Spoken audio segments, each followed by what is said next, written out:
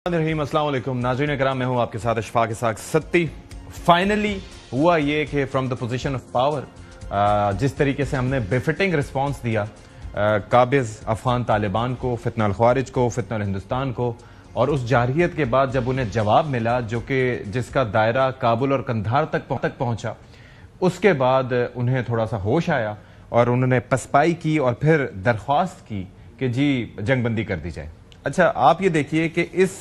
Position में होने के बावजूद पाकिस्तान ने अमन को एक मौका देने का फैसला किया है और फिर 48 घंटे के लिए अब सीज फायर शुरू हो चुका है शाम 6 बजे से।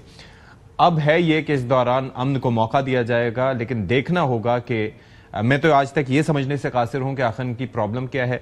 बॉर्डर पाकिस्तान के साथ मिलता है, मजहब हमारा एक है, असिस्टेंस जितनी यहां पर होती है वो कोई और नहीं कर सकता। 40 लाख से ज्यादा अफगान मुहाजिरीन को हमने पनाह दी, जिनको अब भेजना पड़ रहा है क्योंकि जाहिर है कि ये एक अरसे से हमारे नेशनल एक्शन प्लान का भी हिस्सा था और पाकिस्तान में जो भी दहशतगर्दी के वाकयात होते हैं इनकी कड़ियां अफगानिस्तान से जाके मिलती हैं। और न सिर्फ ये कि 2014 में होने वाला APS का वाकया, बल्कि उससे हट के कितने ऐसे वाकयात हैं जिनके फैसिलिटेटर, सहूलतकार या करने वाले अफगानिस्तान में जाके छुपते थे। तो हमने बारहा कहा लेकिन समझ में नहीं आई। एक तो इस हवाले से बात करेंगे कि ये जो सीज फायर है इसको क्या अब उनको इतनी समझ आ गई है कि उसको परमानेंट अमन में तब्दील किया जाए और ये समझ लिया जाए कि पाकिस्तान एक पुरअमन अफगानिस्तान चाहता है और अफगानिस्तान को भी ऐसा ही समझने की जरूरत है। एक तो ये।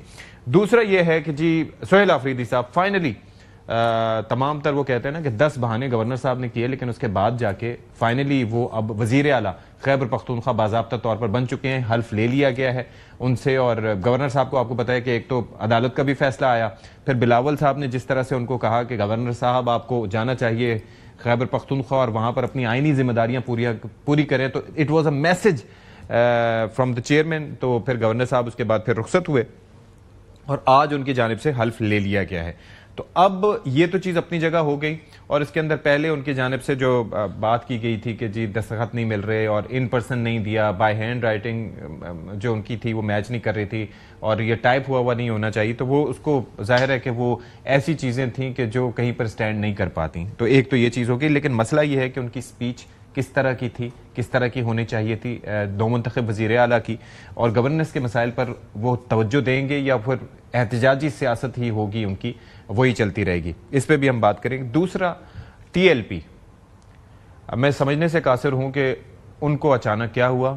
क्योंकि आप जरा सोचिए कि जो पुरतशद्दुद मुजाहिरे हुए और उस वक्त दुनिया भर में हम देख रहे हैं कि इस बात को सेलिब्रेट किया जा रहा है और कि गजा में फाइनली अमन होने जा रहा है,